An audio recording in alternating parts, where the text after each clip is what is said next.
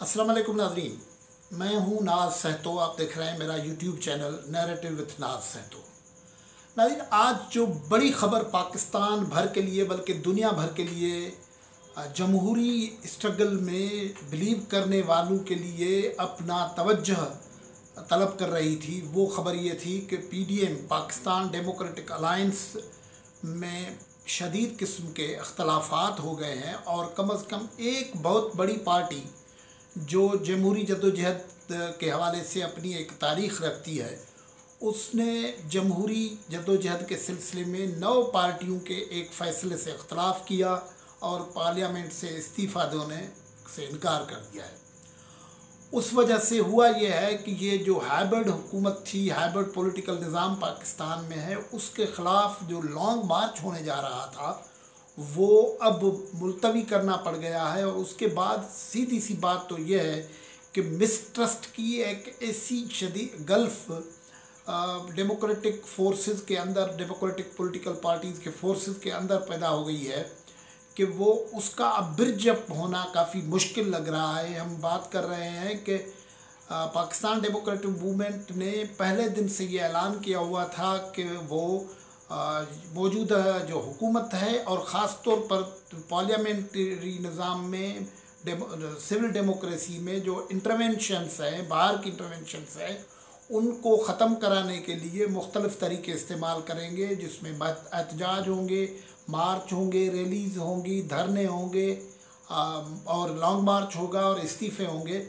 लेकिन हुआ यह है कि इस्तीफ़ों का जब मरहला आया है, तो इससे पहले भी जब इस्तीफ़ा की बात हो रही थी तो पाकिस्तान पीपल्स पार्टी, जिसकी सरबराही आसिफ अली जरदारी कर रहे हैं, ज़ाहिर है कहने को तो बिलावल भुट्टो जरदारी को आगे किया हुआ है, लेकिन आखिरी फ़ैसला अब भी आसिफ अली जरदारी करते हैं, तो उन्होंने माजरत कर ली है कि हम इस्तीफ़े नहीं देंगे। उसके बाद पीडीएम ने हज़ीमत से बचने के लिए उनको वक्त दिया है, टाइम दिया है कि आप जाएं, सेंट्रल एग्जीक्यूटिव कमेटी में जाएं और वहाँ से राय लेके हमें बताएं कि आप पीडीएम के इस स्ट्रेटजी से इत्तफाक करते हैं, इस्तीफ़े देंगे या नहीं देंगे। कोई इस सिलसिले में टाइम फ्रेम मुकर्रर नहीं है कि कब इनको वापस जवाब दिया जाएगा। पीडीएम की क़यादत ने आज जो कोई लंबा इजलास 6-7 घंटे का इजलास हुआ गुज़श्ता दिनों इस्लामाबाद में, उस इजलास के बाद मौलाना फजल रहमान और पीडीएम की दूसरी क़यादत वो बज़ाहिर मीडिया को फेस करने के लिए आए तो सही, लेकिन मौलाना साहब जो पीडीएम के सरबराह हैं और इससे पहले उनकी जो वो जो स्टाइल होता है कि वो काफ़ी तफसीली पहले गुफ्तगू करते हैं, अपना मुद्दा बयान करते हैं, समझाते हैं, उसके बाद मीडिया के जर्नलिस्ट को ये मौका मिलता है कि वो उनसे सवालात करें। लेकिन मौलाना साहब ने मुख्तसर सी 2 मिनट की से भी कम अरसे की गुफ्तगू की और रोस्ट्रम छोड़ के वो रवाना हो गए। तो पोडियम से मरीम नवाज़ साहबा उनको बुलाती रहीं कि मौलाना साहब सवालात का जवाब दें, और मौलाना साहब बहरहाल नहीं आए। वो एक ही वक्त में लग ऐसे रहा था कि सदमे, गुस्से और मायूसी में पकड़े हुए थे, क्योंकि मौलाना साहब इस पूरे मामले में समझ रहे हैं कि उनके साथ भी हाथ हो रहा है और मुल्क के साथ भी हाथ हो रहा है। क्योंकि पीडीएम जब बना था तो ये सितंबर में बना था, उसके जिस ऑल पार्टीज़ कॉन्फ्रेंस में बना था वो उसकी मेज़बान पाकिस्तान पीपल्स पार्टी थी। लेकिन मौलाना और नवाज़ लीग वालों को अंदर की कहानी तो ये है जो हम आपसे अभी शेयर कर रहे हैं कि वो ये समझ रहे हैं कि आसिफ जरदारी ने हमें लगाया एहतजाज, धरनों और उस पर, और वो पर्दे के पीछे बैकडोर डील करते रहे और ये ख़बरें भी आती रही कि वो पीपल्स पार्टी के साथ बैकडोर डील हो रही है। और जब कहीं कोई फैसला कुन मरहले की तरफ गए तो नवाज़ लीग और जेयूआई और दूसरी कई पार्टियां ये समझती हैं कि आसिफ अली जरदारी ने उस सारी सूरत हाल से ख़ुद फ़ायदा उठाया। मिसाल के तौर पर जब वो धरने की जो इस्तीफ़ों की इब्तदाई तौर पर बात हुई तो उन्होंने कहा कि हमें बाई इलेक्शन में हिस्सा लेना चाहिए, और जो बना के उनको बाई इलेक्शन में ले आए। फिर गिलगित, जब दूसरा प्रेशर डेवलप हुआ तो उन गिलगित बल्तिस्तान की तरफ गए और उस पे ये जो इस वक्त तक तबसरे होते रहते हैं वो कहते हैं कि बिलावल भुट्टो और आसिफ अली जरदारी के साथ वहाँ हाथ हो गया। उनको आसरा था कि आपको गिलगित बल्तिस्तान में एडजस्ट करेंगे, लेकिन हुआ नहीं। उसके बाद सेनेट इलेक्शन में ये तो बिल्कुल बरमला बात आ गई थी कि पीपल्स पार्टी फरियाल अपना बिलावल भुट्टो जरदारी, यूसुफ रज़ा गिलानी सरेआम बोल रहे थे। इस्टेब्लिशमेंट खुद नहीं कह रही थी, वो खुद कभी नहीं कह रही थी कि हम न्यूट्रल हैं। वो उनके जेस्चर्स बता रहे थे कि वो क्या कर रहे हैं, लेकिन यूसुफ रज़ा गिलानी और बिलावल भुट्टो कहते रहे कि इस्टेब्लिशमेंट न्यूट्रल हो गई है, न्यूट्रल हो गई है। और ये मुगालता उस वक्त ज़्यादा बढ़ा जब इनको थोड़ा अब स्पेस दिया गया और इन्होंने हफीज़ शेख वाली इलेक्शन जो है, जो यूसुफ रज़ा गिलानी वो जहाँ खड़ा किया सेनेटर का, वो जीता। तो ये इस यकीन में आ गए कि इस्टेब्लिशमेंट ने शायद इन पर ट्रस्ट कर लिया है। लेकिन कुछ ही दिनों में बाद ये हुआ कि जब सेनेट के चेयरमैन और डिप्टी चेयरमैन के इंतखाबात हुए तो फिर वहाँ इनके कोई 7 वोट जो हैं इनसे क्या कहते हैं लॉयल्टी चेंज करके गए। अब बिलावल भुट्टो भी ये कह रहे हैं, मरियम नवाज़ भी ये कह रहे हैं, और सब लोग शर्म को परचाने के लिए, शर्म को छुपाने के लिए ये बात कर रहे हैं कि हमारे वोट उन्होंने लॉयल्टी चेंज नहीं की है। लेकिन सवाल ये है कि अगर लॉयल्टी चेंज नहीं की है, 7 वोट तो यूसुफ रज़ा गिलानी के ख़राब हो गए, लेकिन वो अब्दुल गफूर हैदरी जो JUI के रहनुमा थे उसको कैसे 7 वोट कम पड़ गए, उसको 44 वोट पड़े। और उनके मुकाबले सरकारी उम्मीदवार जो था vice deputy chairman Mohammad Mirza Afridi, उसको 54 वोट पड़ गए। और ये मरहला भी ऐसा हुआ कि जहाँ मौलाना को एक शिकायत ये रही है, मौलाना फजल रहमान को, कि पीपल्स पार्टी और नवाज़ लीग ने इस मौके पे भी उनके साथ गद्दारी की, जो है बैक स्टेपिंग की, क्या कहते हैं, पीछे छुरा मारा हमें, मौलाना ये कहते हैं। लेकिन आज जो कुछ हुआ है वो उससे पाकिस्तान की तारीख के कई अलमी ज़ाहिर होते हैं। मिसाल के तौर पर कोई हाइब्रिड हुकूमती निज़ाम को जरदारी भी कहते रहते हैं, ये सिलेक्टेड है, सिलेक्टर्स को ठीक करना। अगर वो सिलेक्टर्स और सिलेक्टेड को कोई मैसेज देना था तो 6 महीने के अंदर जितना PDM को पाकिस्तान के अवाम ने एक डेमोक्रेटिक फोर्स के हवाले से जो उम्मीद समझ के सपोर्ट किया है, उस सारी उम्मीद पे आज जो है पानी फेरा है। तो आसिफ अली जरदारी फेरा है, पाकिस्तान पीपल्स पार्टी ने फेरा है।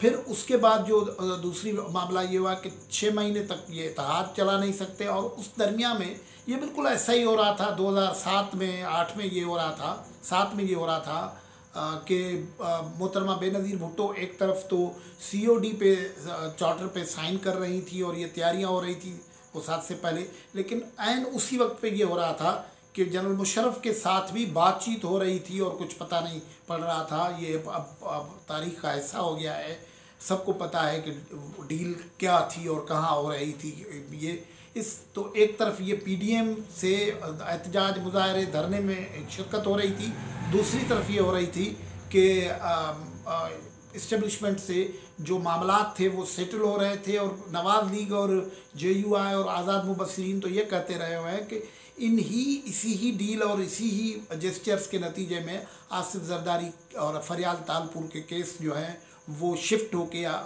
सिंध में आए, और कई जगहों पे उनको रिलैक्स मिली। और ये जो पकड़ धकड़ का रुख था वो फोकस्ड होके मियाँ नवाज़ शरीफ और नवाज़ लीग पे खड़ा हो गया।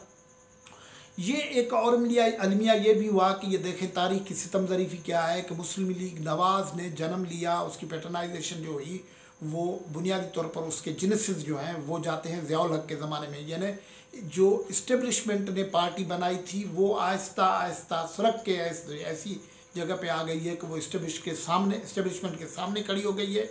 और जो पीपल्स पार्टी बनी ही इस्टेब्लिशमेंट से नाराज़गी के बाद थी, जुल्फ़िकार अली भुट्टो अयूब खान के कैबिनेट के मिनिस्टर थे, उनके बड़े ही चहीते थे, लेकिन बाद में जब उनका आपस में इख्तलाफ हुआ तो जुल्फ़िकार अली भुट्टो ने पीपल्स पार्टी बनाई और उसको एक अवामी रंग देने की कोशिश की, उसकी मकबूलियत बनी। और इस्टेब्लिशमेंट के ख़िलाफ़ ख़ास तौर पर मोहतरमा बेनज़ीर भुट्टो ने जो जदोजहद की इस्टेब्लिशमेंट के ख़िलाफ़, वो तो पाकिस्तान की तारीख़ का हिस्सा है। लेकिन बेनज़ीर भुट्टो की जमात जो है इस वक्त ये जो हाइब्रिड हुकूमत है, जिसको वो खुद कहते हैं सिलेक्टेड हुकूमत है, वो उसको उसको झटका देने के लिए इस्तीफ़ा देने वाले या लॉन्ग मार्च वाले मामले में कतरा रही हैं और शरीक नहीं हो रही हैं।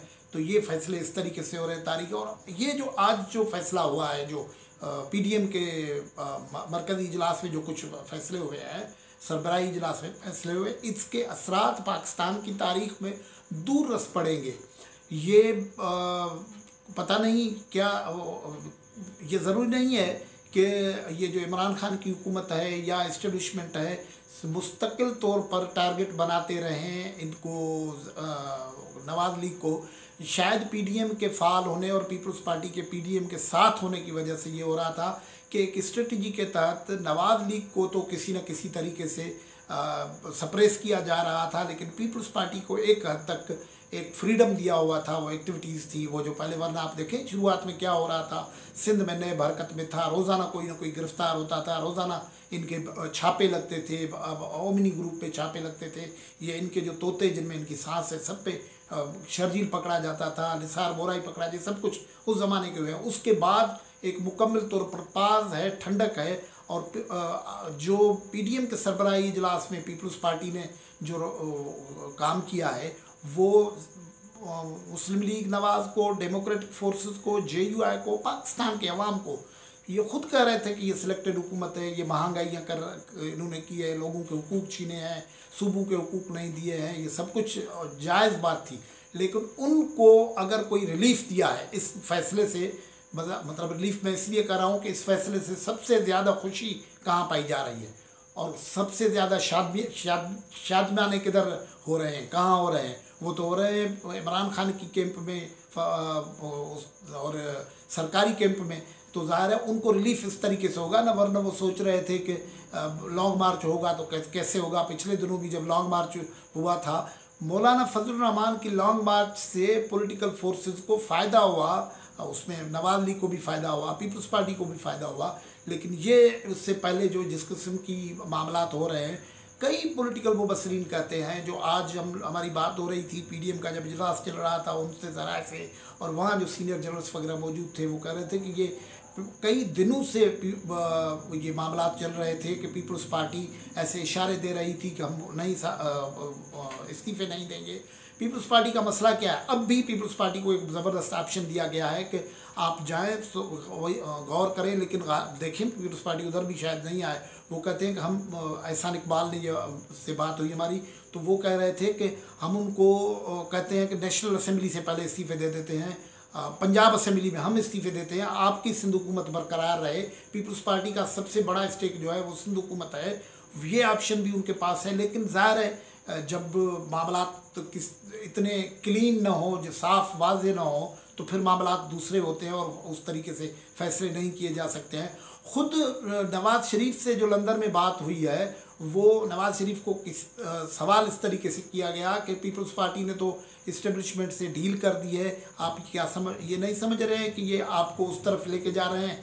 तो उसने कहा आपको सब पता है तो मुझसे क्यों कहलवाना चाहते हैं, मेरे ख्यालात भी वही हैं जो आप कह रहे हैं। तो मतलब इस किस्म की फील वहाँ भी है। और फिर ये जो मामला होगा कि अब इस इजलास में जो मरियम नवाज़ और आसिफ जरदारी के बीच में तल्ख कलामी हुई है, ये बुनियादी तौर पर कोई आज की तल्ख कलामी नहीं है। अगर आपको याद हो तो सेंट्रल पिछली मरतबा भी इस्तीफ़ा के मामले पे बिलावल भुट्टो ने कहा था कि हम जाएंगे सेंट्रल एग्जीक्यूटिव कमेटी में। फैसला तो उधर पहले ले लिया हुआ है, और सेंट्रल एग्जीक्यूटिव कमेटी क्या होती है इनकी हमें पता है, पीपल्स पार्टी की या पाकिस्तान की पार्टियों की। वहाँ जो पार्टी का हेड होता है, जो कहता है वही होता है, वो टॉय लाइन है। अब इनमें से कोई भी दूसरी बात नहीं करेगा। आप देखेंगे पीपल्स पार्टी के रैंक से कोई बात दूसरी मुश्किल से आएगी। तो वो उस ज़माने में भी ये खबरें आई थी कि मुतालबा किया है आसिफ जरदारी ने कि नवाज़ शरीफ यहाँ वापस आए तो फिर हम कथे एहतजाजी तरीक़ करेंगे और उसको बुलाएंगे। ये मुतालबा आज यहाँ उन्होंने भी, जरदारी साहब ने फिर भी यही किया कि मियाँ साहब वापस आ जाएं, हम इस्तीफ़ा उनको देंगे और हम सारे इकट्ठे जेल चलेंगे।